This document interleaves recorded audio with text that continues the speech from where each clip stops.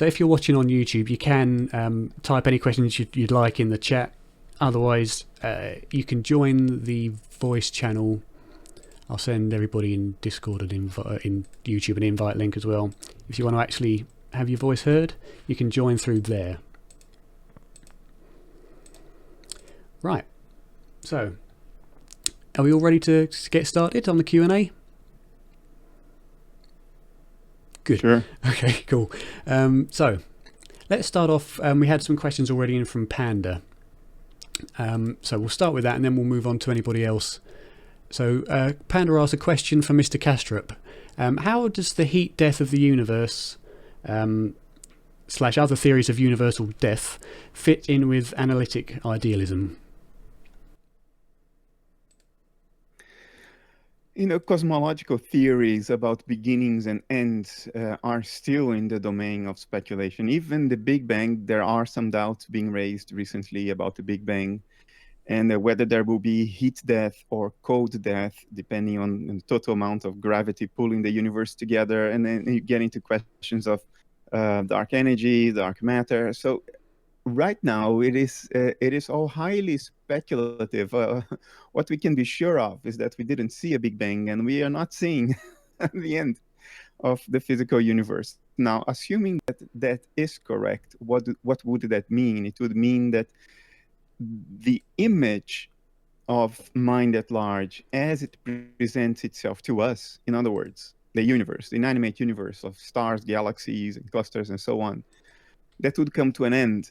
And before that would come to an end because of heat death or cold death, life would end because certain regimens in the universe, as far as temperature is concerned and other parameters of the universe, as they approach heat death or cold death, they would render life as we know it impossible. And what that would mean is that there would be no altar, no dissociated altar to look at the universe, even before the predicted end of the universe. So in a sense, the representation of mind at large, which we call the universe, would come to an end before that anyway, insofar as there would be no one to look at it. There would be no one to represent it. Now, from a first-person perspective of the universe, what would that mean? Well, it would mean a return to its supposed original state in which there is no dissociation. So there's nobody to see what we call the physical universe. And then the physical universe itself, insofar as it is a representation in the mind of an observer, it would also not exist. And there would be just endogenous experiences in a mind at large. And even the at large part wouldn't be applicable anymore, in the sense that spatiotemporal extension may not exist anymore. For instance, if we go back to a big crunch or to the heat death that you alluded to. So none of that would contradict idealism. There would be idealist implications of that if we try to speculate about the first-person point of view of the universal mind. But none of it really contradicts idealism. And I just to reinforce how I started answering this question, and we have to keep in mind that these are all right now far out theoretical speculations.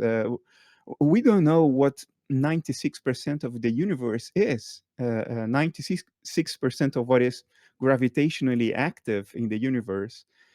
We don't know what it is. So to speculate about whether it will be a cold death or a heat death, yeah, who knows? It's whatever it is, it's several billion years down the road anyway. Right. Okay, yeah, great. I hope that sorts you out there, Panda. I know you've got a couple of others, but we'll move to somebody now who'd like to ask Dr. Bernardo Kastrup a question directly. So if anybody would like to jump in with a question on the voice chat, go ahead and you should be able to unmute yourself now.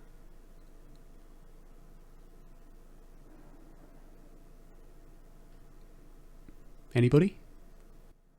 Hello? Yep. Sam? Yeah, I do. I actually do have a question for Dr. Bernardo Kastrup, and it's actually quite a question that is similar to other questions that Panda here asked. For example, what happens under your model of idealism to the human personality, to the psyche, to our own psyche? Because I've heard that your idea of death is that we join an universal consciousness, the mind at large, so to speak. But I am pretty sure, for example, that the ghost of Grandmaster Gazimoroxy is still around because thanks to Dr. Wolfgang Eisenbeis, who made an experiment with mediums in that sense. But how would that fit with the idealistic model of death, for example?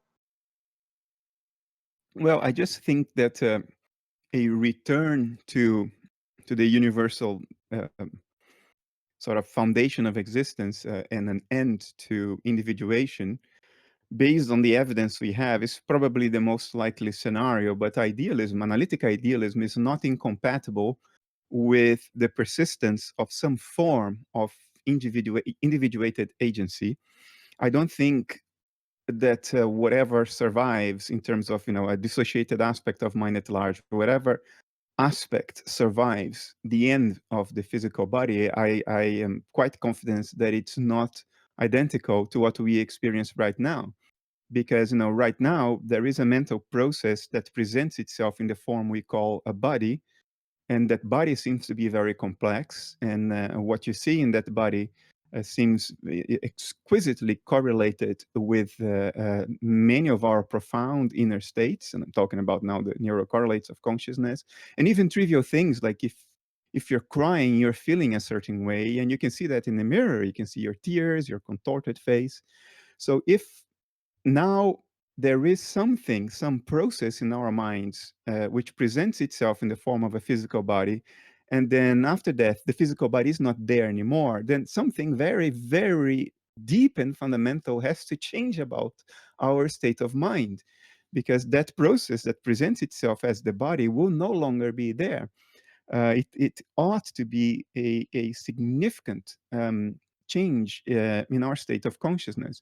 When we ingest the psychedelics, for instance, and we sort of kill brain activity in large areas of the brain, although the brain is still active, still alive, we have mind-boggling changes in our state of consciousness, mind-boggling experiences.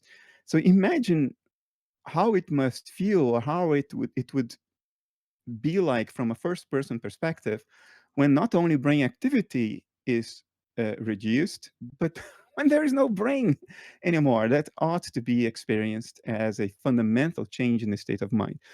But having said that, there is nothing a priori that precludes the possibility of dissociation, universal dissociation, being hierarchical. We know many processes in nature that are of a hierarchical nature.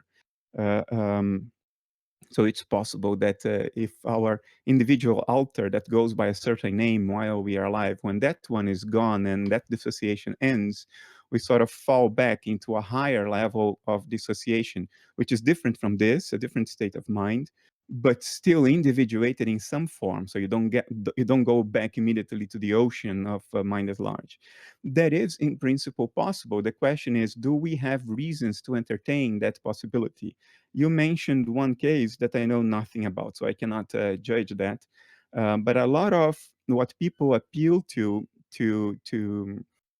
justify this hypothesis that individual agency continues to survive after physical death uh, could, I think, be also explained by the notion that even if we don't survive as an individual agency, the memories we've built through life, they don't disappear. They become available to mind at large in the same way that when you wake up from a dream, your dream avatar is toast, it's gone, but you may still remember the dream. So the dream contents are not necessarily lost, even if that individuated agency in the dream, your dream avatar, that one is lost when you wake up. That one is toast, it's dead, it's gone.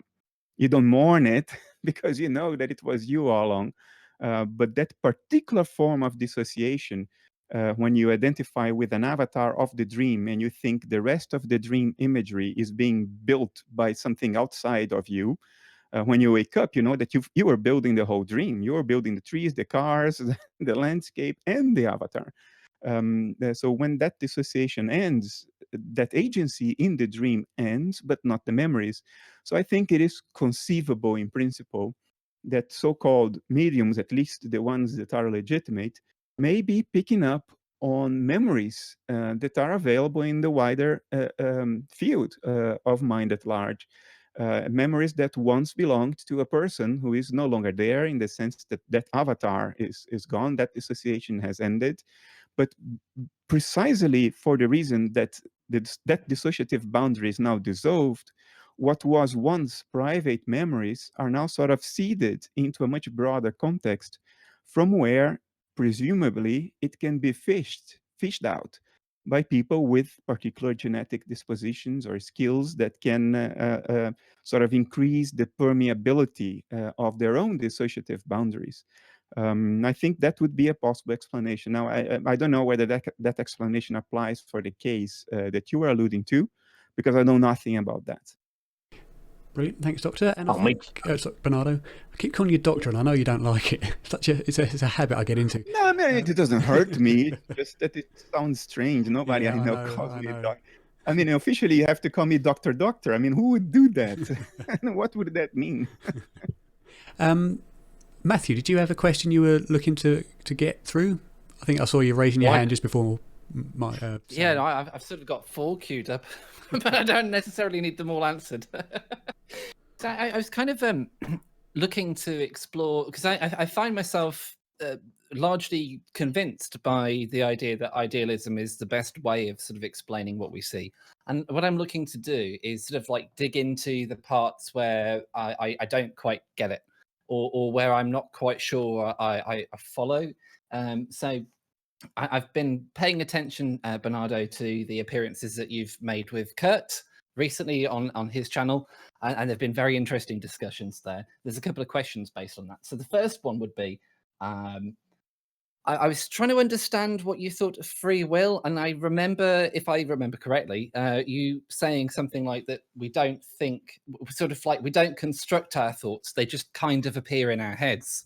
And I just wanted to share an experience that I've had. It doesn't happen all the time, but sort of when I'm meditating, I find the whole idea of how I make choices a very obfuscated process. I can't see exactly how I make choices, but I'm completely fascinated by the notion. But in meditation, what I have found is that it's when I get my mind very quiet, is that a thought will pop up, and it feels, and it's just, I'm just reporting feelings here, but it feels very much like I can decide that I'm going to engage with that thought and explore it, or sort of let it go. I sort of have an inkling of what the thought is before it's even developed, and that's even that feels bizarre to me. But I've been trying to pay attention to it, and that's just genuinely how it seems. It's like, oh, I know what this thought is. It's like unwrapping a present, right? And I'm kind of curious because I remember from talking about Libet, Benjamin Libet, that he had this idea of free won't. And I'm wondering, is free won't possibly a better way of exploring the idea of that we have volition? Libet was the one that conducted the initial experiments in 1985 that suggested that we have no free will because a subject was asked to press on a button at the time of his choosing or her choosing, and Libet could measure a sort of growing potential in brain activity about half a second before the volunteer would report on having made the decision to press the button. So Libet could infer in advance, just by looking at brain activity, that the subject had already made the decision, even though the subject himself was not aware of it. Now, I don't think that proves anything. I don't think that is even interesting, because when the subject reports a decision, that's the moment when the subject becomes metacognitively aware of the decision. In other words, it's not only when the subject consciously made the decision, but when the subject knew that he consciously made the decision. And Libet, like a whole host of other people, confused consciousness with meta-consciousness. Our consciousness decides before we become explicitly aware through introspection of the decisions we've already made. It's just that this process is fast enough, less than a second, that we confuse the two. So Libet's experiments, to me, mean very little. And that's the consensus position today in the mainstream, by the way, that Libet's experiments are not reliable at all, that there's very little you can conclude from that. There was an article published on Scientific American a couple of years ago, basically summarizing why the state of play today is that you can't make too much of that. There's a list of reasons, a number of experimental design issues and other things. Now, the question of free will, you've seen me say this before. I think it's a red herring. But I don't want to repeat it in the same way I've said before because it sort of gets repetitive. I'll try to say it in a different way. How will I put it? For our will to be free, think about it literally. Is my will free? For that to hold, you have to be free to will what you want to will. Otherwise, your will is not free. Your will is determined. Now, even if your will is determined, you can still choose to act out your will. But you are not free to choose what you will. I mean, Schopenhauer already said that over 200 years ago.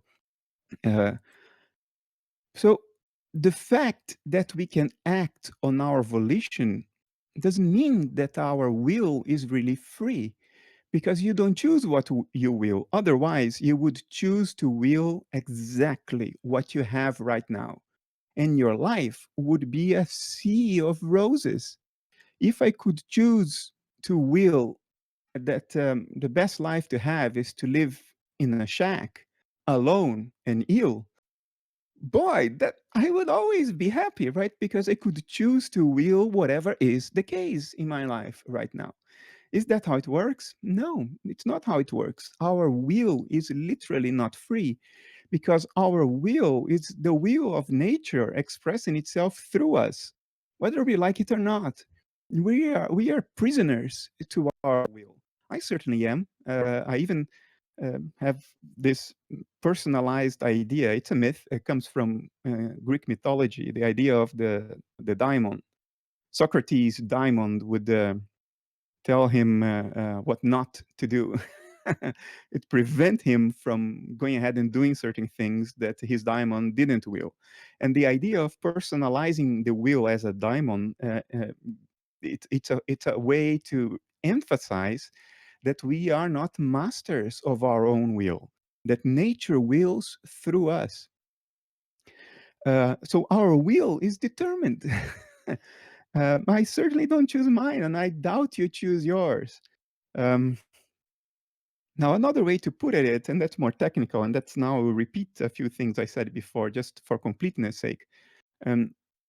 Our sense of free will is somewhere in between full determinism and full randomness.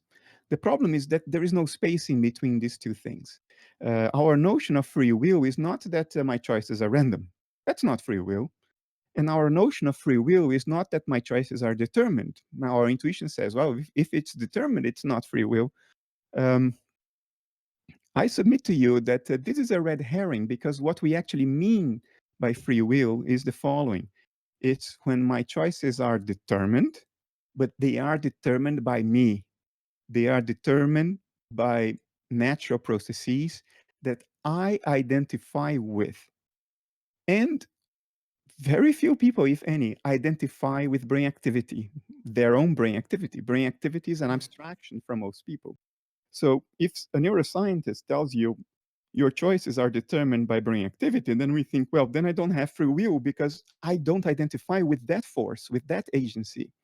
Now, under idealism, the whole thing is a red herring, because there is no such a thing as brain activity separate from your conscious inner life. Brain activity is just the extrinsic appearance of your conscious inner life. It's what your conscious inner life looks like when observed from across its dissociative boundary. So it's not a separate agency.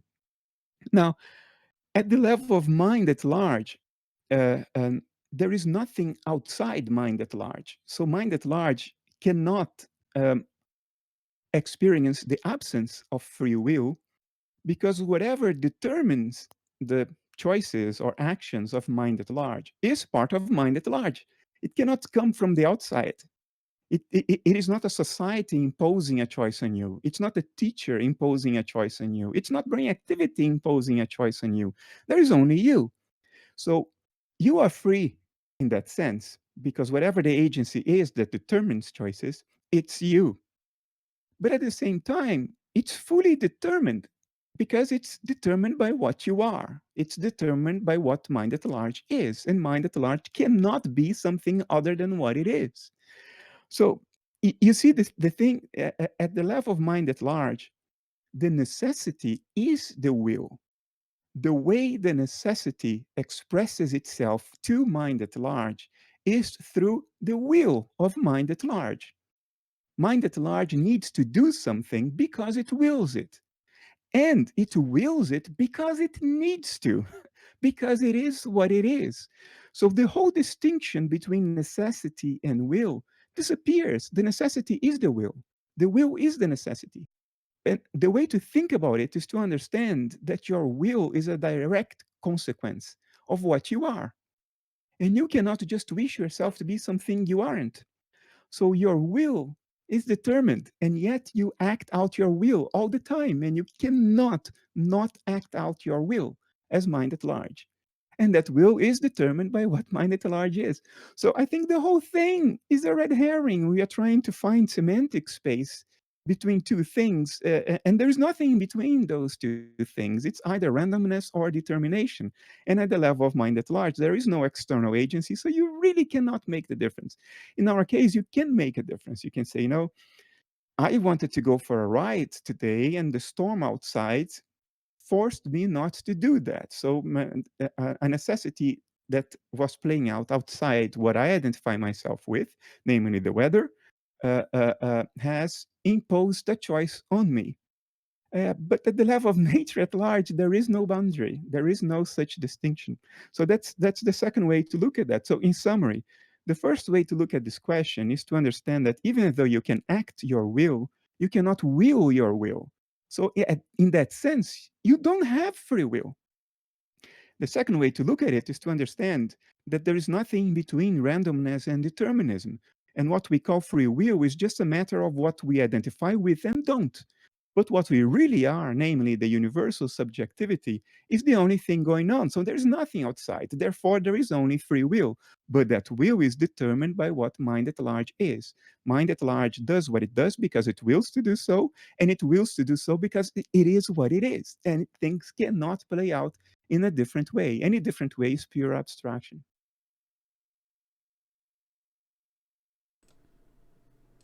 Okay.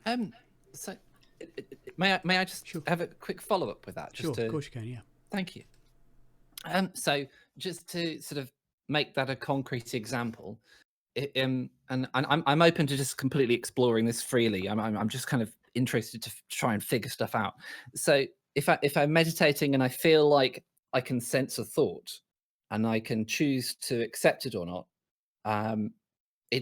that's just a dance that had to play out anyway. It's not necessarily that I'm choosing whether I'm going to explore the thought or there's not really a freedom in whether I choose the thought or not. It might feel like there is, but I'm going to do what I'm going to do. Is that right? Look, I don't think our intuition or our intuitive sense of free will is an illusion, because under analytic idealism, your true subjectivity is the universal subjectivity. And that one, as I just discussed, is by definition free, because there's nothing outside of it. So whatever it does, it's a consequence of itself. So it has free will, even though that free will is determined by what it is. But it has free will in the sense you mean. And because you are it, you will have that same intuition, that core intuitive sense of free will, because deep inside, you are the whole world. You are the one thing that is going on. But you can't reconcile that with your conceptual thinking, at least if you buy into the story of our culture. And there the red herring arises, the whole confusion arises.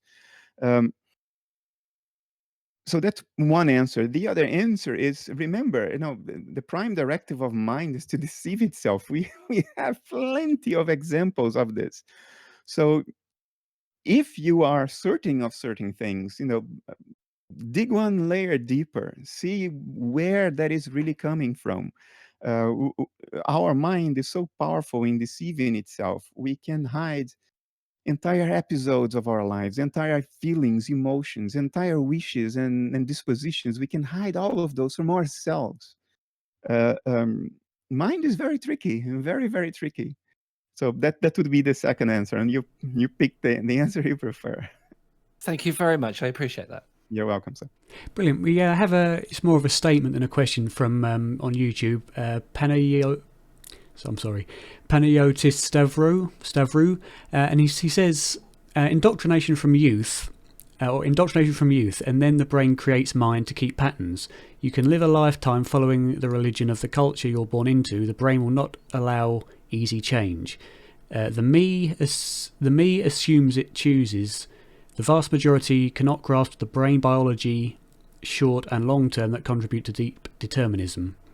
What the commenter calls brain biology, I would say the parts of our brain activity that we are not explicitly aware of, in other words, that we can't report to ourselves, they still correspond to conscious experiences, because that's what brain activity is, in my view. But those are conscious processes that we experience, but we don't know that we experience them. Depth psychology has come to call that part of the psyche the unconscious. I don't think it's unconscious at all in the sense of phenomenal consciousness. It's just a language habit that began with Freud, still towards the end of the 19th century, and it sticks around still today, because the understanding of what consciousness is for the fathers of depth psychology, and you can see that if you read Jung, for instance, it's very clear. What they mean by consciousness is what we call meta-consciousness today, or conscious metacognition. It entails not only representation, but re-representations of mental content. It's a particular subset of what philosophers today call phenomenal consciousness. So if you call this subset consciousness and the rest of phenomenal consciousness the unconscious, then of course our choices are largely determined by the so-called unconscious, because that's the large majority of our psychic contents, of the mental stuff that's happening in our outer, in our own personal minds.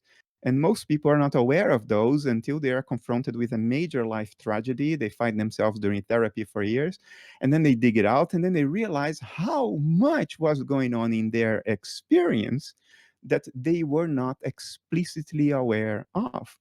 And retroactively, they can look back and know, I was experiencing this emotion, this anxiety, this fear, this disposition all my life. I was experiencing it all the time for years. I just didn't know then that I was experiencing this stuff. And now, thanks to therapy, I know that. So, yes, I think a lot of our choices, a lot of our will is determined by phenomenally conscious processes playing out in our individual minds that we are not explicitly aware of, that we are not able to explicitly introspect into and report to ourselves. And I suppose just a follow-up to that, he says the court judge giving harsher punishment before lunch and more lenient after lunch. Please elaborate on things like this. I suppose you'd understand that. The whole of depth psychology is rich with instances in which our choices are indeed largely determined by parts of our psyche, by psychic processes going on within us that we cannot report to ourselves. So they are, between quotes, unconscious choices. And we think they are conscious, but in fact, these are choices made by repressed emotions, even by bodily sensations, and that's what the commenter is alluding to. If you have a warm and fuzzy feeling of satiation after lunch, you may be more leaning and acquiescent in your decisions as a judge. But if you left home in the morning after a fight with your wife and you have forgotten to drink water and to eat, and you're feeling generally bad, although you can't report on that, you may make less lenient choices and still convince yourself that those choices were perfectly objective based on the data at hand. I mean, this happens all the time. I mean, not only this happens all the time, it's the majority by far of what's happening. If I use the word unconscious in the way Jung and Freud meant, not in the sense of phenomenally unconscious, the choices of humanity are unconscious choices. Our problems derive from unconscious actions.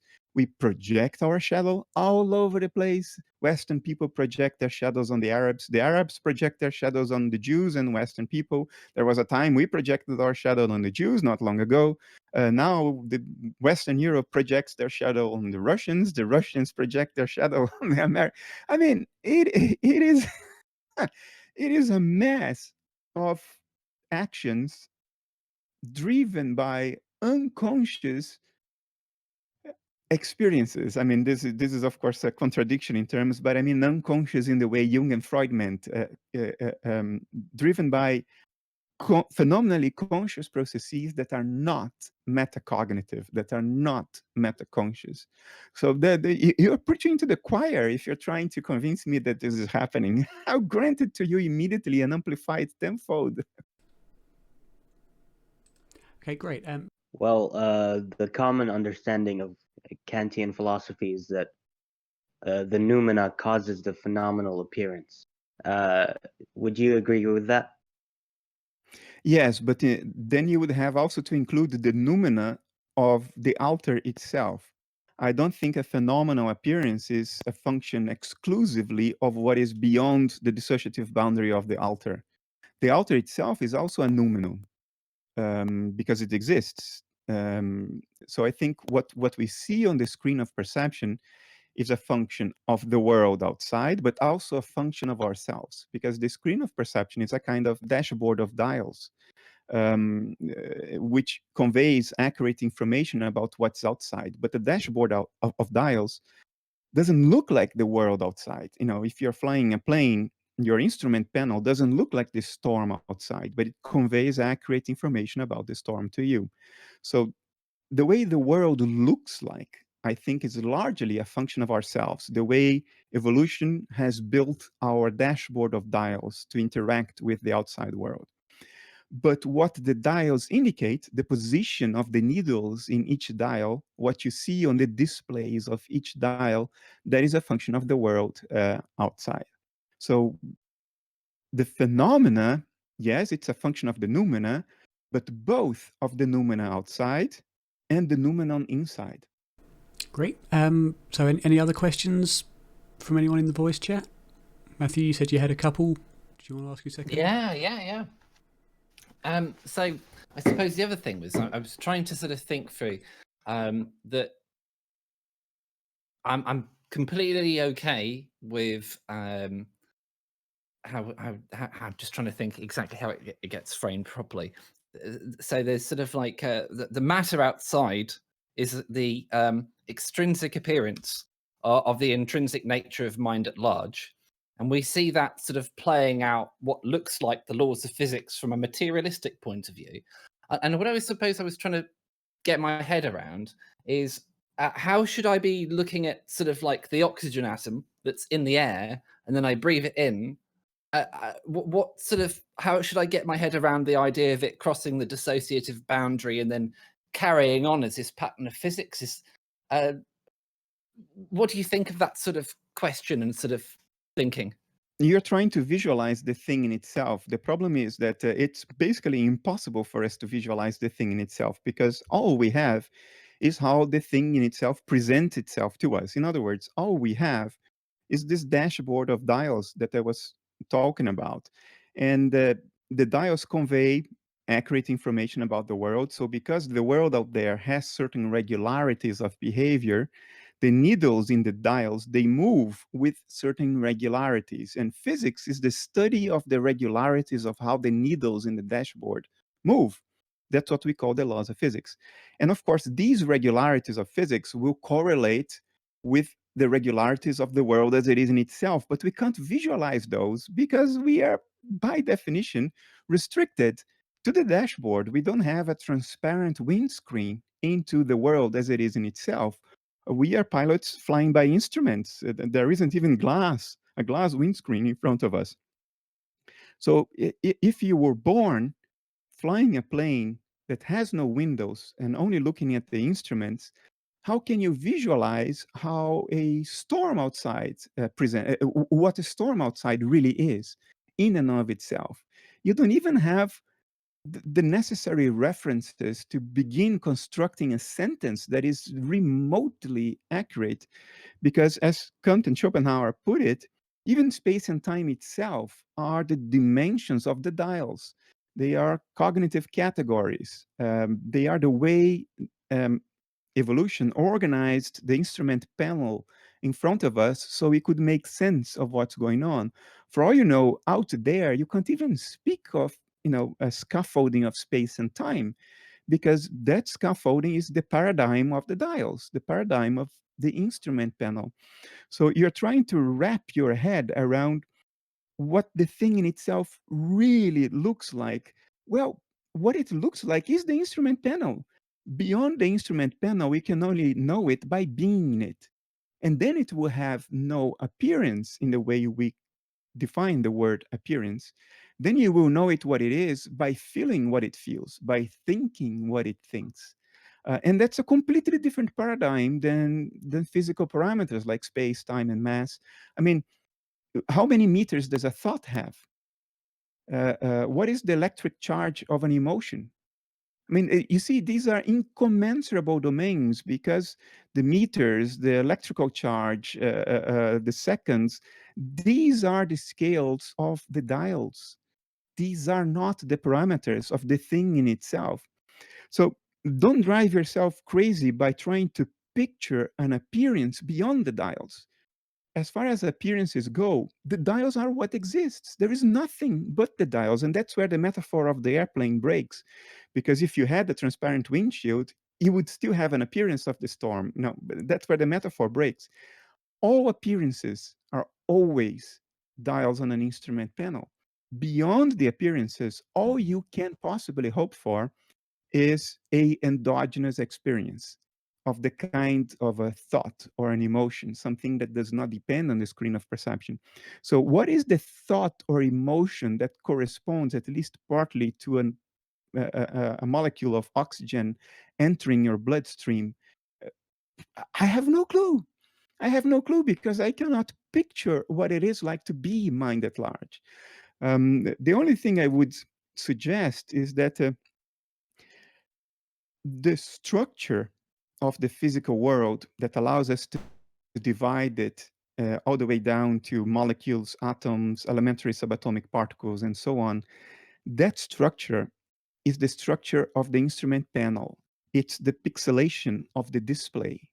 If I see your face now on my screen and I zoom in very closely, I will see that your face is made up of little rectangles. In other words, the pixels of my screen. But I know that you are not made of little rectangles. The rectangles are an artifact of the representation. They are an artifact of how the thing in itself presents itself to me. They are an artifact of the image, not the thing in itself. So if you are tempted to think in terms of molecules, atoms, and elementary subatomic particles as the basic building blocks of what's going on out there, give it a second thought. These are the basic building blocks of the representation. They are like the pixels on the screen. The fact that the screen is pixelated doesn't mean that the thing represented on the screen is made of little rectangles.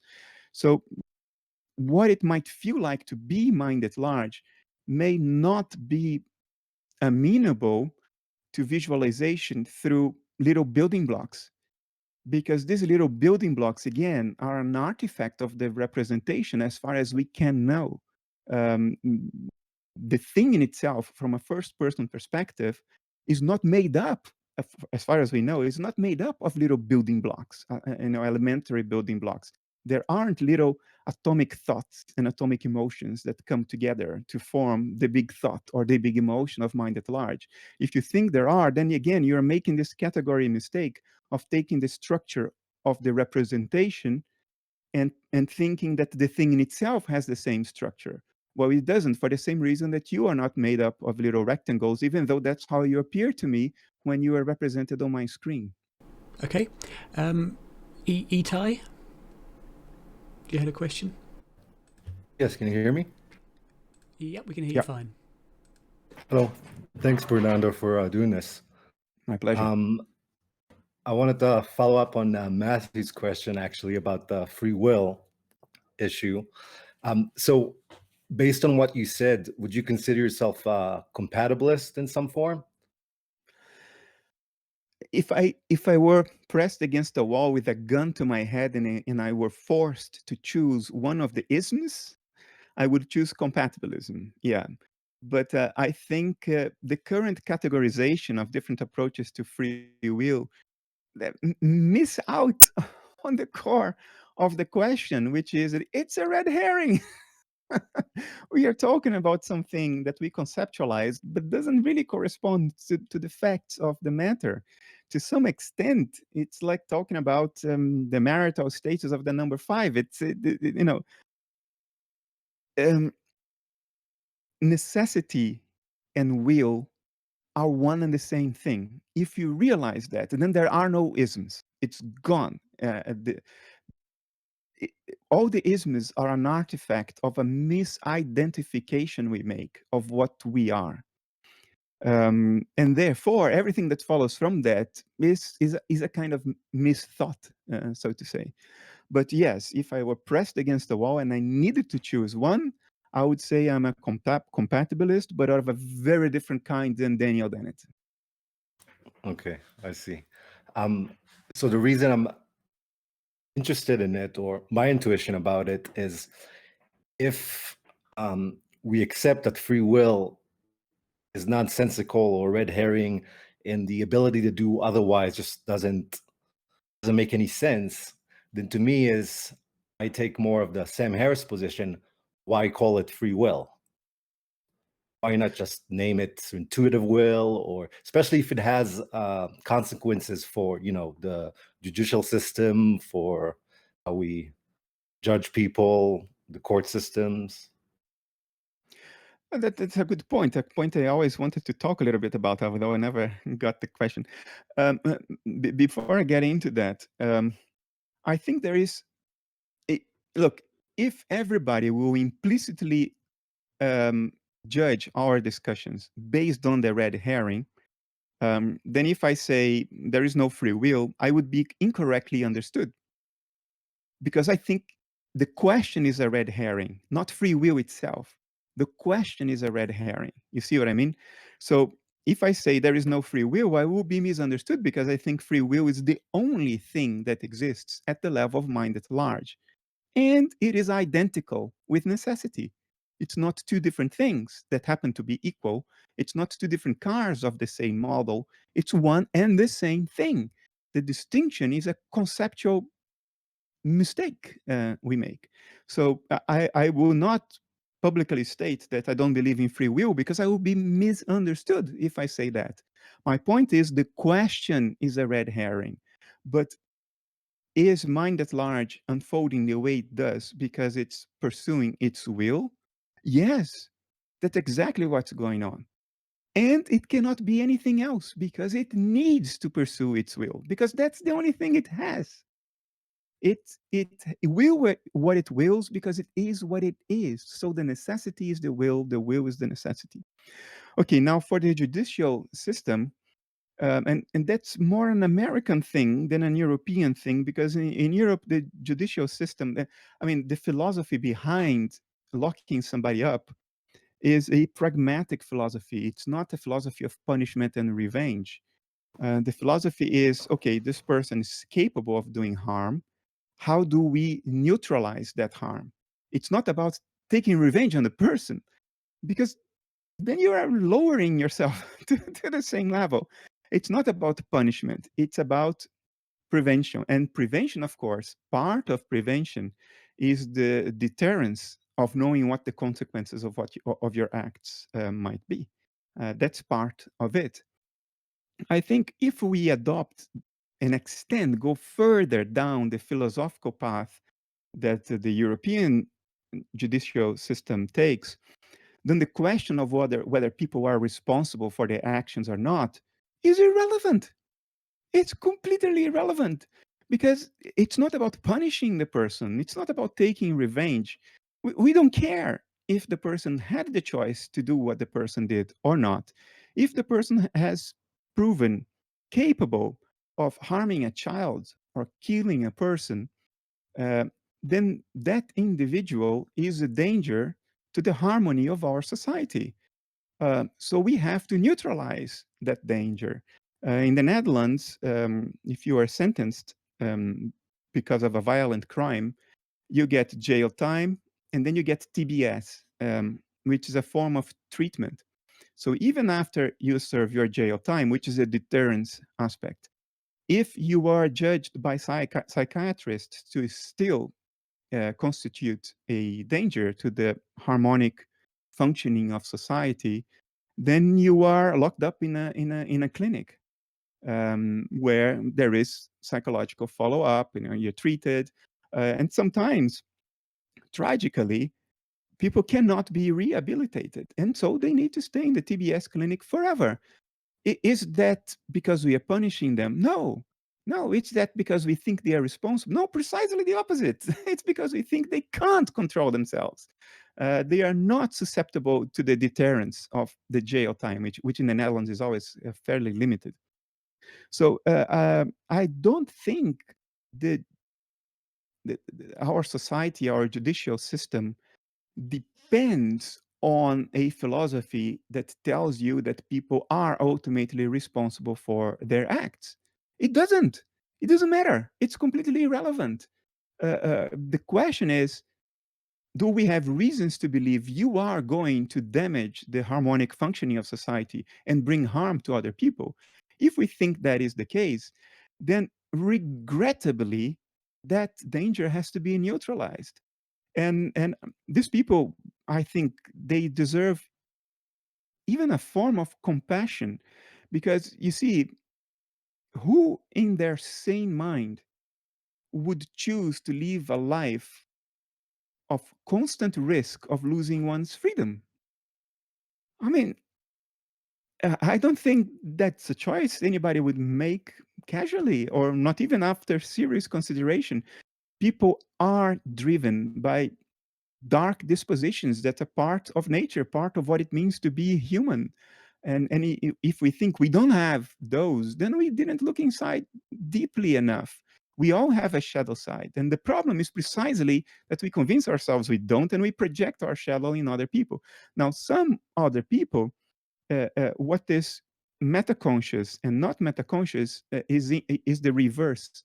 Many criminals in jail, their shadow side is motherly, is nurturing and caring. I mean, you've seen it in films. People locked up in jail, extremely violent criminals, who have pet rats and are profoundly nurturing and caring about their little pet mouse or their little pet rat or whatever. That is their shadow side. We happen to have another one that's more conducive to working together. Because if we feel that we are unsafe going around the streets, society will grind to a halt. We will not be effective as a society. So even without passing judgment about the dark dispositions and inclinations of some of us, we can objectively say that certain dispositions are a danger to productive collaboration, productive cooperation in a social context, which requires that people feel safe going about their daily activities. So those of us who constitute a danger to that, we don't need to pass judgment. We don't need to say they shouldn't have existed. I mean, they are just part of nature like us, but they constitute a danger, and that danger needs to be neutralized. I personally require that danger to be neutralized. If I had kids, I don't want somebody who is a well-known danger of doing harm to children to be living freely on my street. I mean, unless he's or she is judged to no longer constitute a harm. And there's, of course, always an element of risk in that. But again, to conclude this long ranting, it is incorrect to think that we need people to philosophically be considered to have free will and responsibility for us to have a proper judicial system. We don't need that. It can be a very pragmatic system oriented towards reducing danger. Great, thank you. Thanks, Bernardo. Thanks, Itai. The Mind Voyager, welcome. Did you have a question you wanted to ask? We can't hear you. I think you're muted, or your microphone isn't working. If you've just joined, it could be Discord is sometimes a bit temperamental over what microphone it chooses. So if you go into your settings and go to audio and video, make sure you're on the right microphone. We'll come back. For now, Katie, you've been sitting idly by. Did you have anything you wanted to ask, or just listening in? Well, I'm just listening in. Thanks, Darren. Okay, no worries. In that case, Panda, you had a third question? Are you hopeful that the universal mind will at some point develop metacognition? And if so, will it stop torturing itself like it is currently? If it reaches that point, it would certainly stop torturing itself. I mean, who in their sane metacognitive mind would put oneself through this bloodbath willingly?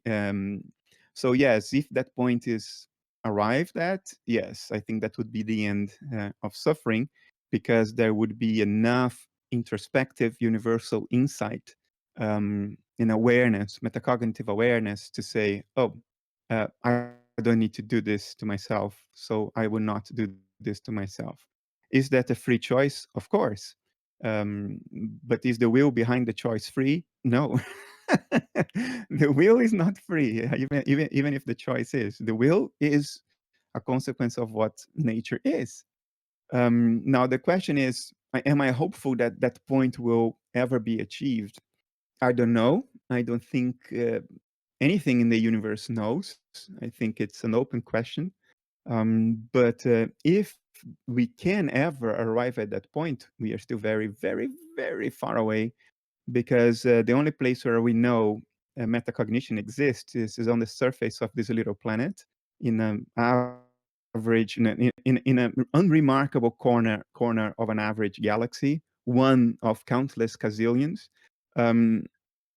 So if we take that into account and look at the scale of the universal mind as far as its representation is concerned, and this little tiny bit of mind where free will, where metacognition exists, I think we are very far away. We are very far away from realizing that that supernova explosion will cause suffering to countless civilizations and then stop it.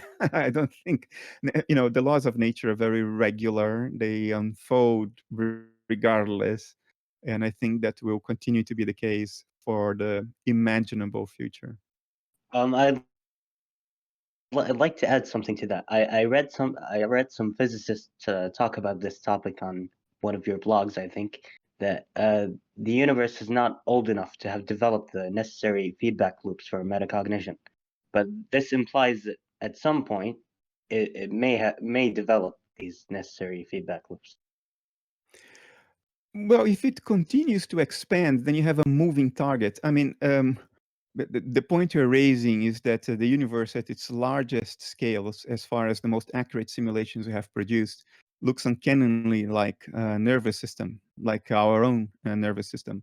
And there is nothing in the known laws of nature that would explain that similarity. It's just a baffling similarity, which suggests that the inanimate universe, too, is the extrinsic appearance of conscious inner life, just like our brains are the extrinsic appearance of our own dissociated conscious inner lives. And then we know in our brains that metacognition requires these loops of information transfer. We know that from information integration theory. We know that from many other theories about how self-reflective awareness arises. It requires this back and forth of information transfer between different brain areas, forming a sort of loop. If you don't have that, you lose your ability to become metacognitive, even of your perceptions. It's called blind sight. If you sever that loop, you will actually experience what you see, but you will tell yourself that you're not seeing. And you will tell the researchers that you're not seeing, while in fact you are. So to close these loops of information transfer, for the information to be circulated in these loops, takes a certain amount of time. In our case, it's in the millisecond range, because the biochemical processes that do that are fast enough, given the dimensions of our brain, to allow that to happen in the millisecond range.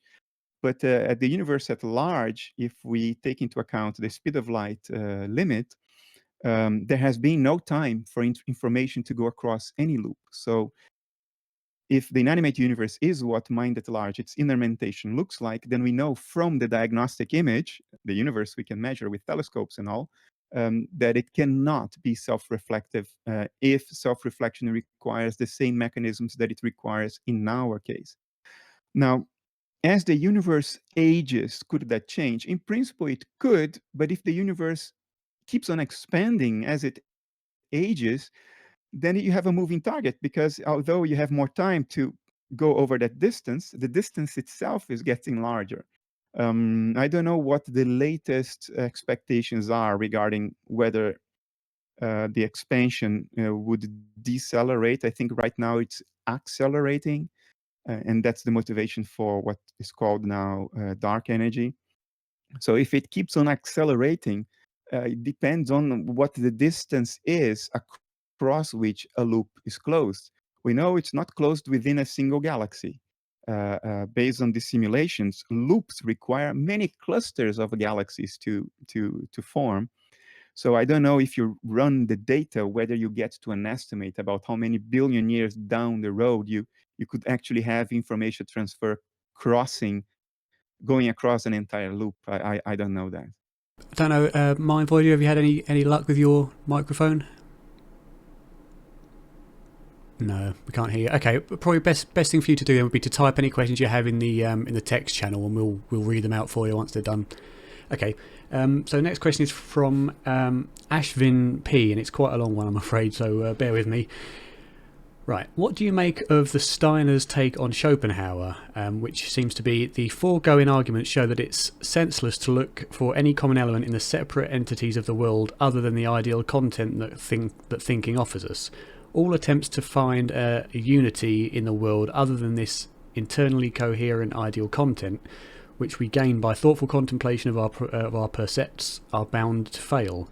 Neither a humanly personal God, nor force, nor matter, nor the blind will, Schopenhauer, can be valid for us as a universal world unity. All these entities belong only to limited spheres of our observation. We're about halfway through. Humanely limited personality we perceive only in ourselves, force and matter in external things. As far as the will is concerned, it can be regarded only as the expression of the activity of our finite personality. Schopenhauer wants to avoid making abstract thinking the bearer of unity in the world, and seeks instead something which presents itself to him immediately as real. This philosopher believes that we can never approach the world so long as we regard it as external world. Schopenhauer considers himself entitled by these arguments to find in the human body the objectivity of the will. He believes that in the activities of the body he feels an immediate reality, the thing in itself, in the concrete. Against these arguments, it must be said that the activities of our body come to our consciousness only through percepts of self, and that, as such, they are in no way superior to other percepts. If we want to know their real nature, we can do so only by thinking investigation, that is, by fitting them into the ideal system of our concepts and ideas. The description of what Schopenhauer means is more or less accurate. The critique of it doesn't seem very forceful at all to me. It's a bit of hand waving. It doesn't pin down any issue. Let me try to reiterate what Schopenhauer says. Schopenhauer comes from the Kantian starting point. Kant said The world as it is in itself is the noumena, but we can never have direct access to the noumena, to the world as it is in itself. All we can access is how the world presents itself to us. And that's what we call the phenomena, the contents of perception. But of course, the image of something isn't the thing. As Nisargadatta Maharaj said, to see God, you have to look at the world. The only way to see God beyond the world is to be God. In other words, the only way to know the noumena is to be the noumena. For as long as you're just looking at the noumena, all you have is the phenomena, the way the noumena presents itself to you. And Kant then concluded that we can never have access to the noumena, period, because we are not the world. Schopenhauer's insight was, well, I am a part of the world, and I am me. So as far as I am concerned, I do have direct access to the noumena, because even if I ignore all my physical body sensations, like the feeling of hunger or a bellyache, suppose you are in no hunger, you are in no pain, you do not have any bodily sensation, and you're floating relaxed in a sensory deprivation chamber, floating in highly salted water. You can see nothing, you can hear nothing, you can smell nothing, you can feel nothing on your skin because it's like you're floating in anti-gravity, and you have no inner physical body sensation like hunger. Would you just turn off, or would there still be something it is like to be you in that situation? And of course, there would still be something it is like to be you, because you would still have thoughts and emotions. You could still be concerned about being locked up in that sensory deprivation chamber. You could still have thoughts about what you're going to do next after the experiment ends. You can still have regrets about what you've done all the way back in the beginning of your professional career. You can still be feeling sad because you lost someone who was a loved one. And those feelings would arise within you, even in the complete absence of perception or bodily sensations like hunger, like pain. And for Schopenhauer, that is what he called the will. Why did he call it the will instead of just endogenous experiences, which is the correct name today? Because willing is the archetypal example of an endogenous experience. You can will or not will in the complete absence of perception and physical bodily sensations. You can will inside that sensory deprivation chamber with your hunger satiated and no pain because somebody gave you a major shot of morphine and you cannot feel your body at all. You can still experience endogenous thoughts and emotions, the archetypal example of which is the will. And what he meant by the will, and he's very explicit about that, he lists a number of ordinary feelings that he considers to be the will. And amongst those are fear.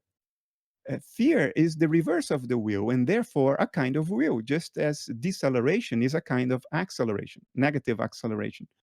So he lists a whole list of these endogenous feelings. So that's what he meant. What he meant is, in the absence of all phenomena, there is still the noumena. And the noumena, what is the only thing we know there to be if you take all phenomena away? It's endogenous feelings of the kind of thoughts and emotions. And that's what he experienced in himself by being himself.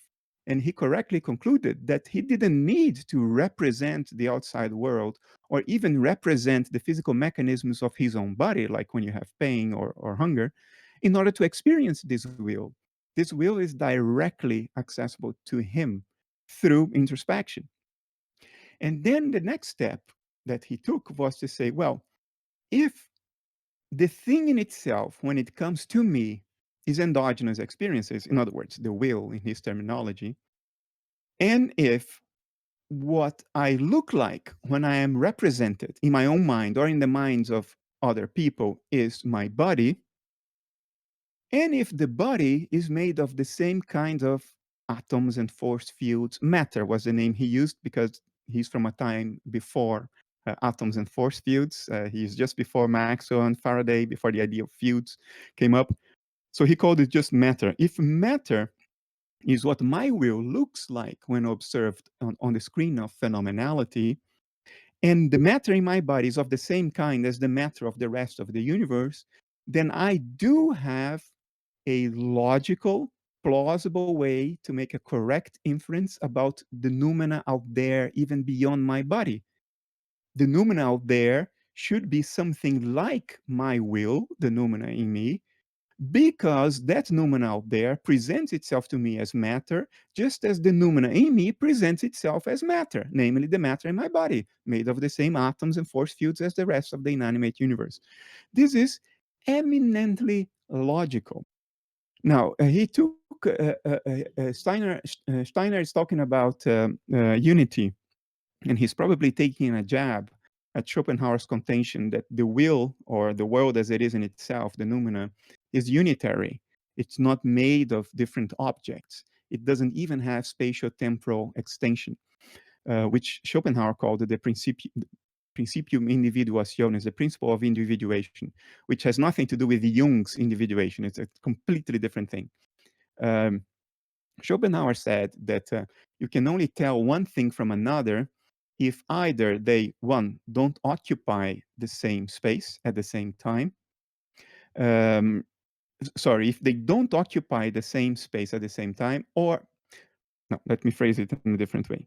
You can only say that two things are different if they occupy different volumes of space or the same volume of space at different moments in time. If you don't have spatio-temporal extension and everything overlaps with everything else, and per force, you would have to have a unity. And then he goes on, following Kant, in saying that space and time themselves, or space-time as we would say today, are categories of cognition. They belong in the phenomena. They are the way our own cognition sort of splits the world apart on the screen of phenomena to enable us to make sense of the world. But because in the world as it is in itself, then there is no space-time, because space-time belongs in the screen of phenomena, not in the noumena. If the noumena is not in space-time, then you cannot take things apart, because there is no extension for you to pull apart two things and have them occupy different points in space, or the same point in space at different points in time. So everything else, the will as it is in itself, is unitary. I think that is still an excellent, extraordinarily plausible assertion. Why? Because recently neuroscience has been showing us that our subjective experience of time is just that. It's highly subjective. It can be manipulated to the point that the order of events can change. We also know from Einstein's theory of general relativity that if this space-time is out there, then it can be twisted in such a way that what's present for you is past for somebody else. So the whole idea of space-time as fundamental and immutable has collapsed, both from physics and neuroscience. More recently in physics with the loop quantum gravity theories, the only way to reconcile quantum field theory and general relativity is to sort of say that time itself is not fundamental, that it's a kind of byproduct or epiphenomenon of quantum processes. So it's not really out there in the foundational level of nature. It's something that emerges dynamically as the result of some processes which themselves are not in time or in space. So Schopenhauer's assertions and conclusions are more plausible and confirmed than ever before. I think time will be unable to prove him incorrect. And in fact, we will be more and more aware that his intuition has brought him to very close to the bullseye 200 years ago. Okay, we've had a few more questions flood in. We probably won't be able to get to all of them, regrettably, because we're quite limited for time. So I'll just go through from one that I believe was, I can't remember his name, but the guy that was in here earlier and couldn't get his microphone. He sent a question on YouTube, and then we'll go to anybody in the voice chat that wants to ask, and then we'll see where we go from there. So a question, Bernardo, from YouTube. In 500 years from now, scientific understanding we simply can't comprehend at the moment. There is no way materialism will be able to explain consciousness in that era? If no, how do you know? That's the promissory. I mean, how do you know materialism is wrong? That's not the interesting question. That's not even the relevant question. The relevant question is, what reasons do we have today to think that materialism is our best guess? And I would say very little. We have plenty of reasons to consider materialism our worst guess today. You see, science and philosophy are not about ultimate certainties. They are about best guesses. Science is about the best guesses that work, in the sense that we can build technology that work. And philosophy is about the best guesses that the data and the reasoning available to us allow us to make, given everything that we think we do know and the values of our reasoning, like explanatory power, internal logical consistency, empirical adequacy, all these values that we sort of have a consensus about them being good. We can judge our hypotheses against these values and see which ones score better. And I would say, and I think it's a very objective assessment, materialism scores the worst of just about every option on the table today. It scores worse even than dualism. Dualism scores terribly in parsimony, but at least it doesn't leave the one given of nature unaccounted for, like materialism does. Experience is nature's given. It's the first primary fact of existence is that there is experience. It's Descartes' cogito. And materialism doesn't account for that. So yeah, maybe materialism will be proven 500 years from now. Yeah, well, okay, yeah, keep hoping for that. Fine with me. Brilliant, thanks, Bernardo. Anybody in the voice chat wanted to ask any other questions? Matthew, I know you had one, but we'll just see if anybody else does first, who maybe hasn't had a question yet. Samuel? I do have a question. Yep, over to you. Can you hear me, actually? I can hear you. Okay, yeah. I'm sorry. In parapsychology, in parapsychological phenomena, in near-death experiences, for example, everyone here knows about them. I don't know one person that doesn't. There is another phenomena within near-death experiences known as vertical perception. Actually, Darren has had his own interviews with an expert on that topic, Janice Holden from the University of North Texas. I know that you know that these experiences are remarkable because they do take place when there's absolutely no brain activity. When the brain activity of the brain is not, able to support general clinical studies with general anesthesia and cardiac arrest show the brain function totally ceases during cardiac arrest and in certain levels of anesthesia. So these experiences are still remarkable because they are indeed occurring at a time when the brain is not functioning. However, this subphenomena of vertical perception, I've heard you say with in various debates with, for example, notorious skeptic Gerald Verley on your famous debate on 12 December, hosted on CG9. You said, I don't know if I'm quite misrepresenting, that the people who were having these perceptions of seeing themselves in the operating room or being resuscitated were most likely an imagination or like a reconstruction of the mind, but you still believe that this, you still thought that they were remarkable.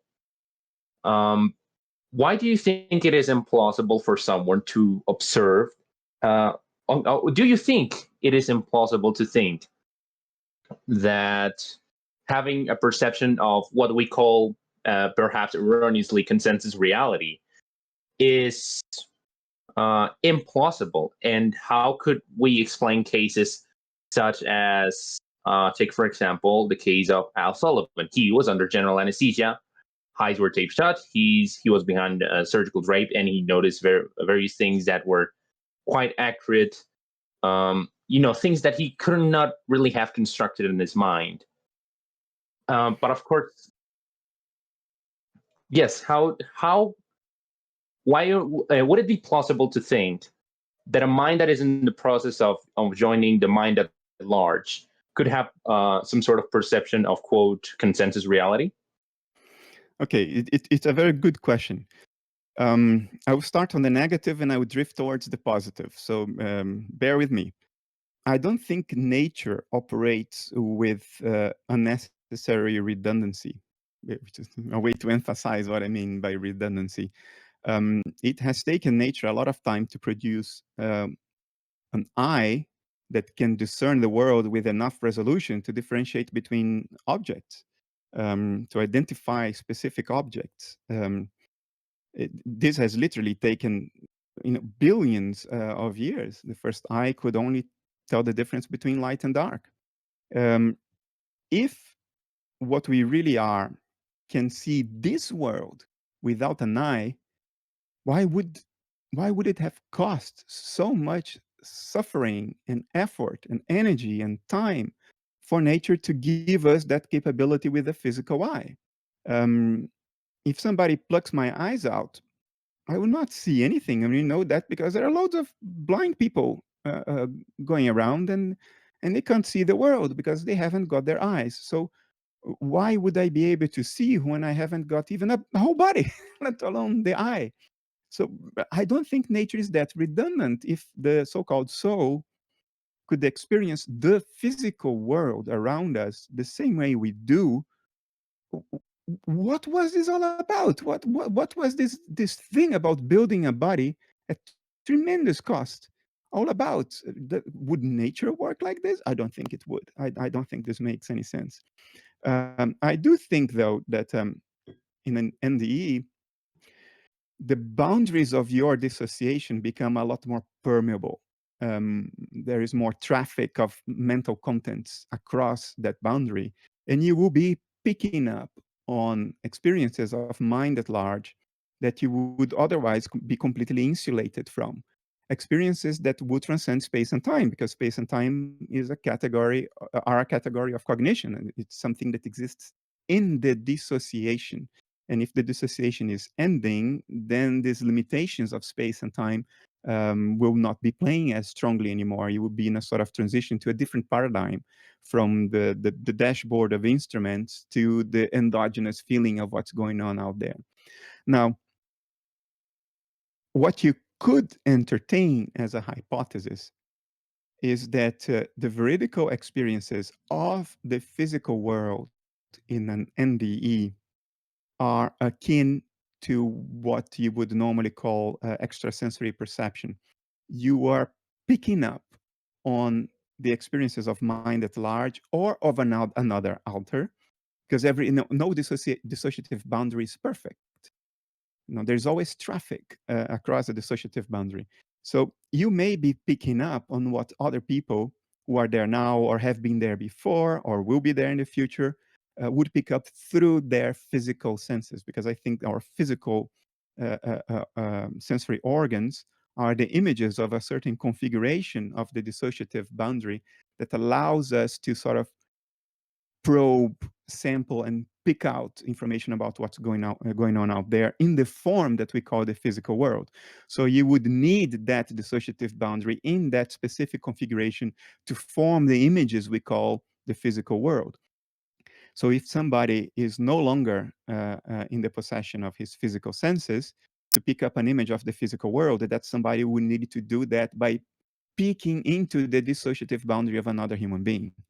Or another animal, something that does have an eye, does have an ear, a nose, and is forming those experiences within that other dissociative boundary. And those experiences may be leaking, or you may be, because you're sort of in the transition state, sort of poking into their dissociative boundary and picking up what they are picking up across space, across time. And because that's what our cognition does, you are assembling those perceptions together in a way that makes sense. And we know we do that because you see, you have 2 points of view into the world right now, and they're different. You have 2 eyes. Each eye is picking up a different image. Just put your finger in front of your nose, and you see that what one eye sees is totally different from what the other eye sees. And yet, your cognition merges that together. Your cognition will use the imagination. In other words, we'll use an image that's not really out there, but is based on what is out there, and construct that image in a way that makes sense to you. So the point of view into the world from the ceiling, I would speculate, and this is pure speculation at this point, I would speculate that is one such reconstruction. It is one reconstruction of things that have either been seen or being known. Like if there's this famous NDE, a woman who saw a tennis shoe on a ceiling of a building, and there was nobody on that ceiling at that time. Yeah, but if you're beyond time and space, somebody saw that shoe at one point, or somebody was told that that shoe was there, and you picked up on that knowledge. And if you pick up on that knowledge, it will construct an image that is consistent with the knowledge you picked up. And you will report that you saw a shoe. And guess what? When people go up, they will see a shoe, but it doesn't mean that the image you saw is exactly the image of that shoe. You picture an image of a shoe that, in order to illustrate knowledge that you picked up, so you constructed that image for yourself, and it happens to be veridical because the knowledge you picked up was veridical. Or you're reconstructing a unitary point of view from what are, in fact, different points of view of different people that are going around a certain place or have gone around a certain place and have seen it from different perspectives. So you can use that information and reconstruct something that makes sense to you. That mind always reconstructs reality in a way that makes sense to itself is a fact. It's happening with us all the time. We always fill up the gaps in the narrative of our own lives in order to construct a coherent picture of the self. This is well known in psychology. And that coherent picture of the self contains a lot of, connecting dots together for which you actually have no objective evidence. You sort of fill in the gaps. You even distort things in order to construct a coherent narrative that is satisfying to your mind. Why would that be different in an NDE when you are in that transition? Until moments before you interacted with the world through the images we call perception, if you're picking up information that's no longer of a perceptual nature, you will frame it as a perceived reality in your imagination in order to maintain the continuity of that storyline, of that narrative that you're telling yourself about what's going on. And the information you pick up on in order to construct that imagined image may be veridical. So your image, although not quite what is there, it will be considered veridical because the salient points will correspond to what can be verified. None of that necessarily entails or implies that you are capable of sight without a body in the same way that you are capable of sight with a body. Otherwise, I would give up on reason and I would say, okay, I'm completely unable to make sense of why nature would do that. Why nature would allow somebody to go through life as a blind person when that person doesn't need an eye, doesn't even need a body to see. Why would that be the case? No, that doesn't compute. Brilliant. Thanks, Bernardo. Panda, you wanted to just add a quick comment onto one of Bernardo's answers? From reading hundreds of NDEs, the experiencers seem to gain an insight that our human senses are more of a limiting mechanism rather than the actual perception that we're capable of when we're outside our physical bodies. So what would you think of that? Look, if we need this limitation in order to discern particular events and objects that are in our immediate surroundings and which are relevant to us at a given point in time, because that's the point you're making. We need this limiting instrument because it's useless for us to panic because a tiger is roaming through a forest in India. That tiger offers no danger to me, so I don't need to go through that emotion. It would be counter to my survival. So I need my sense organs to sort of concentrate my perception on the local things that are immediately relevant to me. If I didn't have those organs, I would be overwhelmed and I wouldn't be able to tell one thing from another. Okay, let's grant that as a hypothesis and let's see whether this makes sense of the data you are yourself putting forward. If you are going through an NDE, you lost that ability to zoom in on what's relevant, so you would become overwhelmed.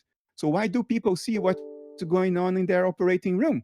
Why they don't see what's going on in Japan or in the galaxy of Andromeda?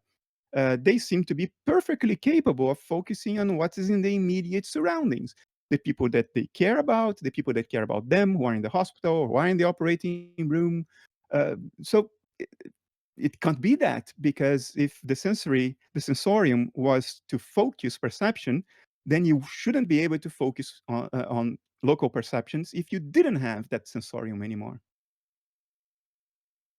Perhaps it implies a hierarchy of dissociation, as in the experiencer experiences another dissociated state in which they're more, so to say, associated with the universal mind, but not quite. That's exactly what I'm saying. But that other dissociated state, or a transitory hybrid state while you're undergoing reassociation, doesn't necessarily have to see the world, the physical world, the way we do. It shouldn't, because otherwise our sense organs wouldn't be needed. If our meta alter were perfectly capable of seeing this world right now just as well as we do, why the hell do we have sense organs? Why did nature push towards the evolution of sense organs to acquire an ability, a skill that was already there from the beginning? This doesn't make any sense.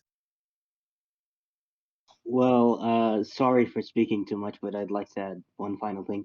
Because in these dissociated states, people say that they have access to telepathic communication with other minds, and that would obviously be overwhelming if you're giving a lecture or something. Yeah, but you have to be consistent with your own hypothesis, and I don't think you're being consistent with your own hypothesis.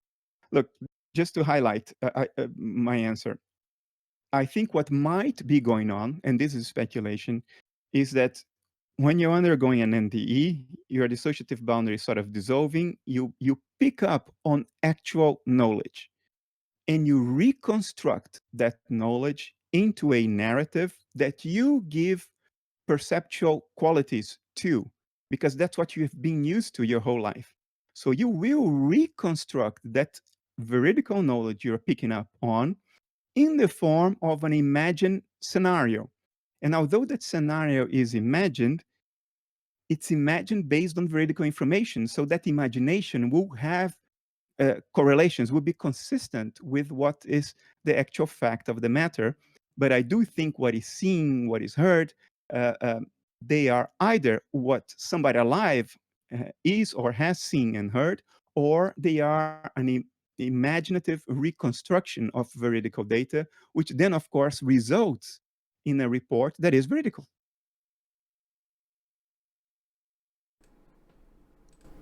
Yeah, okie dokie. Question from Krista Ann. Let me just find the right. Could recognition of a creator capable of existing within the same space and time through encompassing the whole not allow us to establish a level playing field among all of creation and give worthiness? This is what I see as the challenge among humans, because one feels superior to another in existence. I don't share the premise of the question. I don't see any fundamental principle in nature for us to say that one human being is fundamentally superior to another. So I don't know how to answer, because I mean, how can I comment on this? Nietzsche would disagree. Nietzsche would say, huh? That's fine. Nietzsche would say that the role of society is to support the best amongst us. So the meaning of an inferior man, and I'll be using sexist terminology because that's the terminology he used, and he was largely a misogynist. The inferior man, his life has meaning insofar as he helps to create the appropriate circumstances for the action and evolution of the superior man, who will then become the Übermensch. The overman is a terrible translation, but you know what I mean. The superior man. That was his view. That view doesn't resonate with me, because I'm very much a naturalist, and I would use Nietzsche's own argument against him. His argument for affirming life despite the suffering was the causal interconnectedness of everything that happened. So in his hypothesis of the eternal return, which means that if you tomorrow, if you were to learn that your life will be repeated exactly as it has happened, every single detail, again and again ad infinitum, would you say yes to that, or would you go into horror shock and say, God, you were a demon for doing this to us? And his reply was that he would say yes to that, because if there is any single thing in one's life to which one says yes, then one has to say yes to everything, because everything is connected through a causal chain. So for that one thing you say yes to happen again, all the other things that you may not want to say yes to have to happen again, because we are all immersed in this fully connected causal network. So if he's right in this respect, then the lives of every single human being is equally meaningful and valuable, because whether the human being is, according to Nietzsche's criteria, inferior or superior, he is, or she, the inferior one, is a necessary connection in that causal network that enables the superior man to be. So that eliminates the whole idea of inferiority and superiority. Everybody's just playing a role, and no role is better than the other. It's like saying, well, the most important organ in the human body is the brain. Okay, then cut out your heart and let's see what happens to the brain. So yeah, the very idea of superiority and inferiority is alien a bit to how I face the world, although I do see that we all play different roles, and that is undeniable. Thank God we play different roles, because that's where the richness of existence comes from. But some of the wisest people I have known as a child. I had my childhood in Rio de Janeiro, in Brazil, very close to nature. My family they essentially had a nature reservation, and there were people living inside that place that took care of it.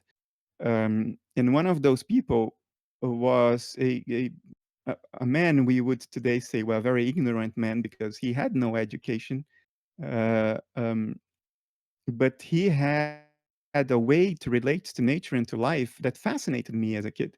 And I think he was one of the wisest people I have ever had the pleasure to meet in my life. A kind of wisdom we don't have in Western Europe. Well, maybe we have deep in rural Germany or rural France. We can still find that. It's becoming more and more rare. So yeah, this idea of superiority and inferiority, it may, I could, people who hold to that, I would say, well, they can be forgiven in the sense that they have a very superficial ability to discern what's going on. But if you go one tiny layer deeper, if you scratch the surface a little more, you would see the incoherence of that idea, because of the interdependency of our nature. We are just playing different roles. Every role is equally meaningful and important. Great, thanks, Bernardo. Nikhil asks, how does the I relate to the mind at large? When I or you speak of the mind at large, is it a case of the mind at large self-reflecting? Yeah, that's precisely what it is.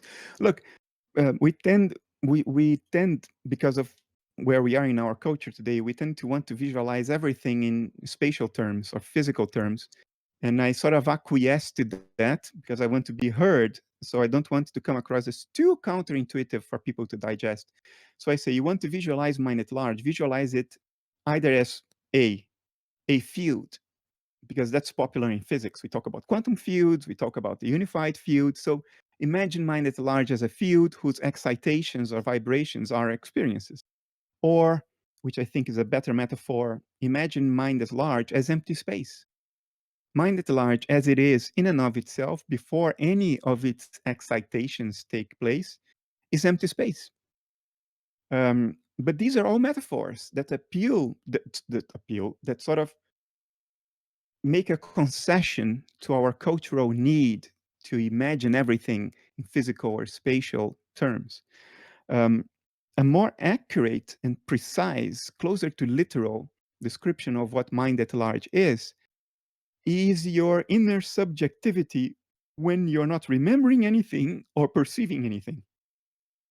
When there's nothing you're remembering, you're completely amnesic, and you're locked up in an ideal sensory deprivation chamber,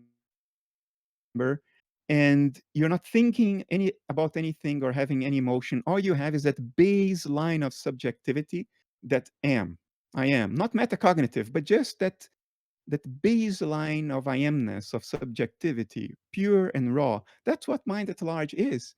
So it's really you.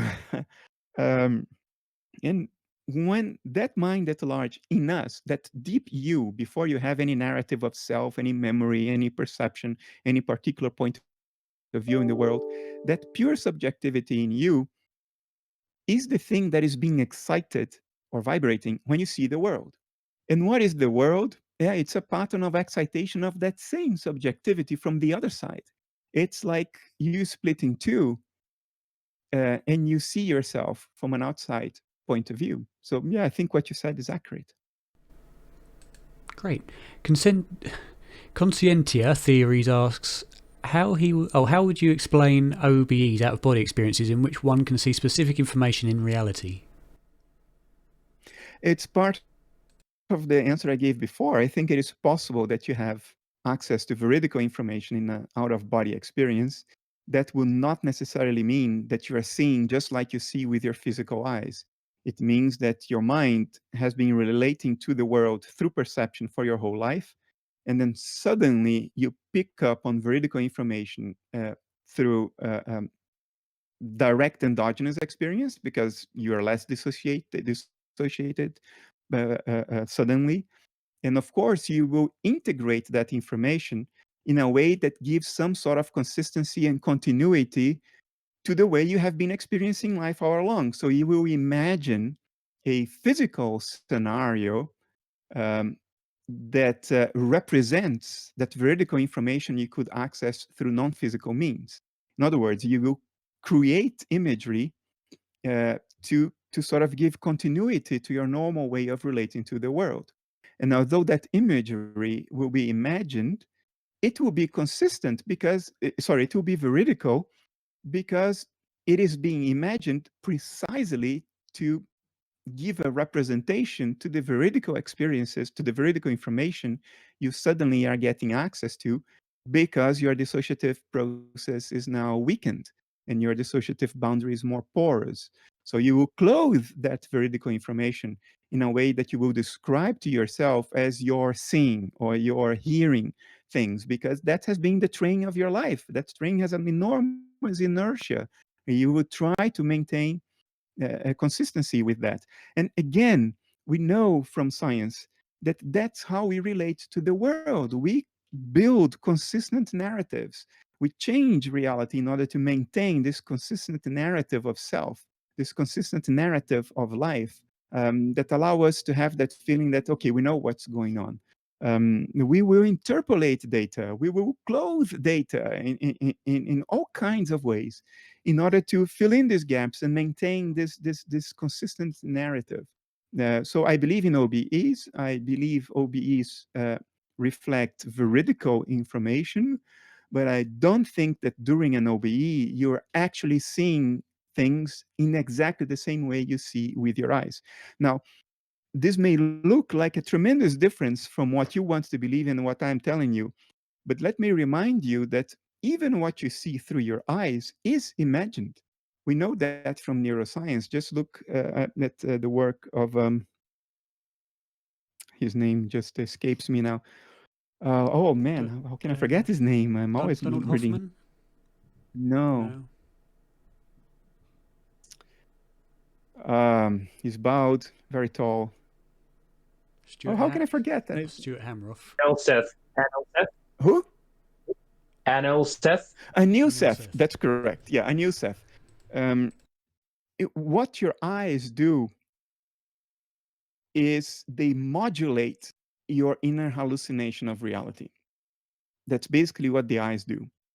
What's going on in your brain when you're seeing the world with your eyes open is indistinguishable in terms of brain activity from what happens when you are hallucinating something or dreaming something up.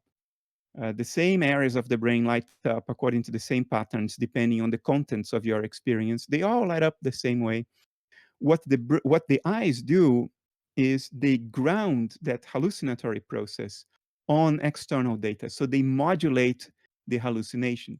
The qualitative aspect of seeing the world is hallucinated. It is imagined, to use a less charged word. The world you see is imagined in your mind, but that imagination is grounded or modulated by actual information coming through your eyes. So when I say that during an OBE, the same thing is happening just in a different way, it's not very far from what you want to believe. I think during an NDE, you're also imagining the world, just as you do when your eyes are open. The difference is the source of the information that modulates your imagination. In one case, it's your physical eyes that are modulating your imagination. In the other case, it's veridical information percolating through your dissociative boundary, which is weakened, which you get hold of, and which would then modulate your imagination. And of course, that modulation will be different because weakened dissociative boundary is not the same as the sensorium. So there may be slight differences between the world you see during an OBE and the world you would have seen if you were awake with your eyes open. Actually, I think the reports from OBEs are consistent with this. I had an OBE once, and I can report to you that that was exactly my experience, that the world I saw in my OBE related very much to the real world, but it was not quite the same. It had a different charge, a different ethos to it. There were certain departures, certain inconsistencies, even though the salient lines were consistent. And I think that happened because my imagination of the world was being modulated by veridical information, but a different kind of veridical information that I can get a hold of through the physical eyes. Brilliant. I did want to just bring up part of a question that was referring back to your comment that materialism is possibly the worst guess in terms of a philosophy of life, because I think it's an important area to get into a little bit deeper. And the question is, or it's more of a statement, I suppose.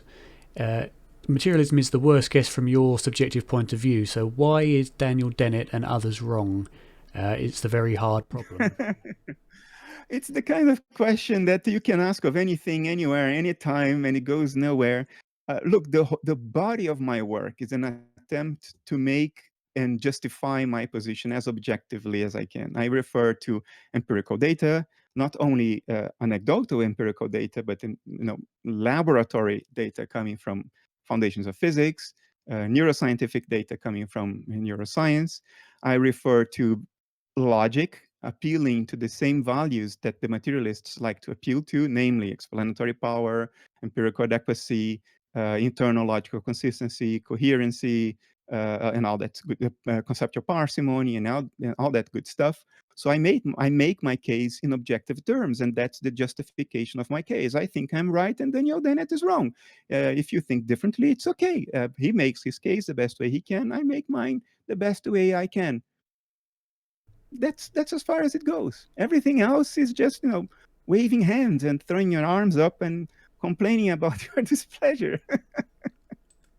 Brilliant, thanks. We do have a user who recently joined, slept in the bath. Did you have a question you wanted to ask Bernardo?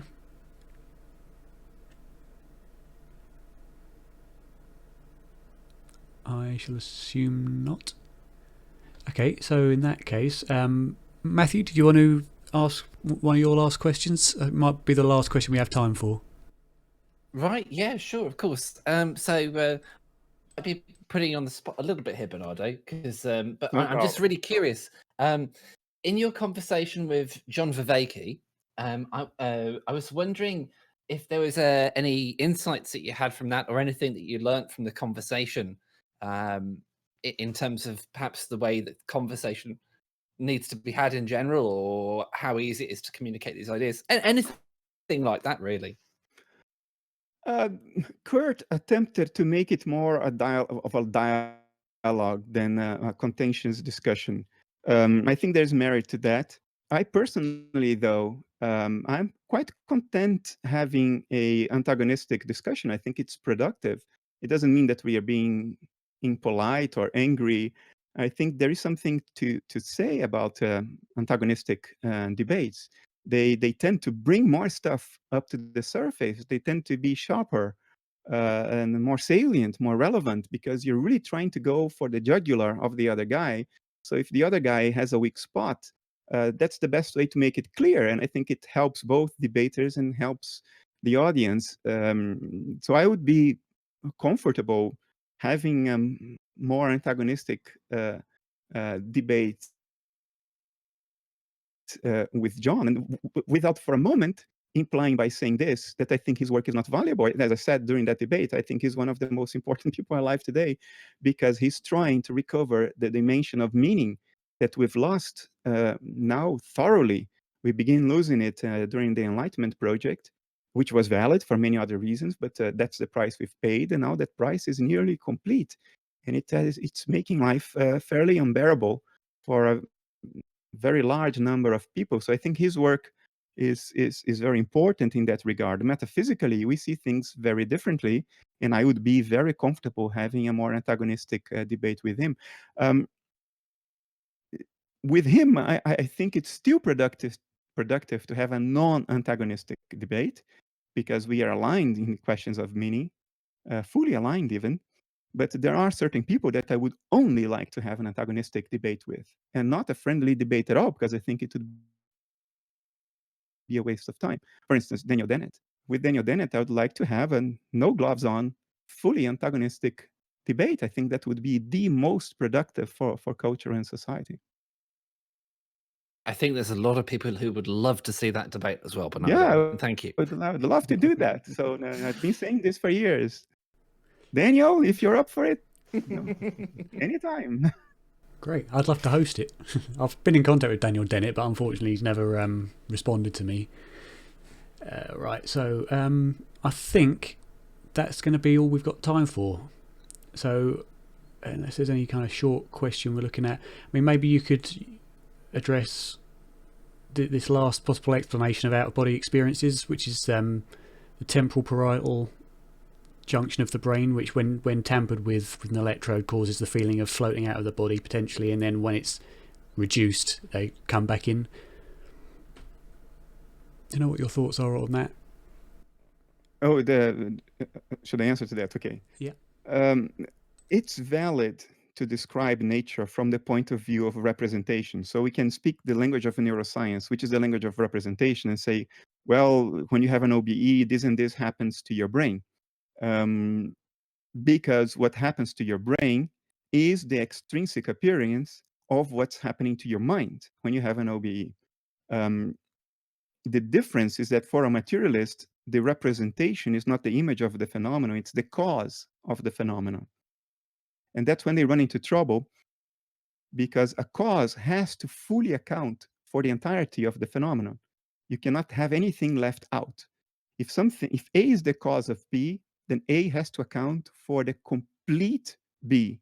Everything there is about B has to be accounted for by A, because A is the cause of B.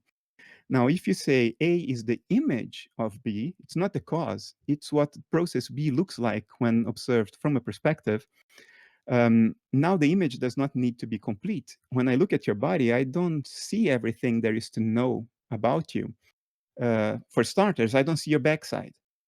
And although I may see some of your emotions, like if you're crying, your tears and your contorted face will be the extrinsic appearance of your sadness. But you may be having other emotions that don't get through to the image. So images of phenomena are not necessarily complete. Causes need to be complete, and that's why materialism goes away. Now, so I'm saying that to say that in principle, I think it's okay to talk the language of the image and say, no, BE is correlated with this and this that happens in the brain. That doesn't mean that what happens in the brain is the cause. I would say what happens in the brain is the image of a process in which the dissociation is suddenly and rather drastically reduced, which there's nothing too strange about it. No process in nature is foolproof and perfect. They go over a certain spectrum, and dissociation is just one more natural process, and it can be high, it can be low, and it can vary depending on what you eat, depending on whether you have exerted yourself. I mean, many cultures around the world have as initiatory rituals, which are supposed to give their young men and women insight into the true nature of reality. Those initiatory rituals entail 3 days of enormous physical exertion, starvation, sweat, pain, poisoning. What do you think that does? It compromises all of your mental processes, including the dissociative process, which will become less perfect and more porous, and then you gain insight into the nature of life, the universe, and everything. So it's not really a surprise that traditional initiatory rituals are like that. They are not gratuitously cruel. People have found out empirically over the ages that you can get access to remarkable information if you weaken your entire physiology, including the dissociative process. So it's okay to talk the language of neuroscience so long as we keep in mind that we can go too far in that by assuming a certain metaphysics. Metaphysics isn't science. When you say that what you see in the brain causes the OBE, you're no longer speaking the language of science, you're speaking the language of metaphysics, because this causation link is the tenet of a particular metaphysics called materialism or mainstream physicalism. So guard yourself against going too far in the language of neuroscience and getting into philosophy territory without being aware that you're doing that. Neuroscientists are doing this all the time, which is quite unfortunate. They don't even see that certain conclusions are actually philosophical conclusions and not scientific conclusions at all. Okay, thanks, Bernardo. I'm sure everyone will join me in thanking you for spending your time coming on and answering the questions that people have posted to you. Some very good questions, more than I thought we'd have. Well, my pleasure, Darren. Thank you for organizing this. Thanks for everybody for posing the questions. I mean, without you, none of this would come alive. There has to be a dialogue, so I'm thankful. I appreciate it. Great, and we wish you, of course, all the best on your future endeavours.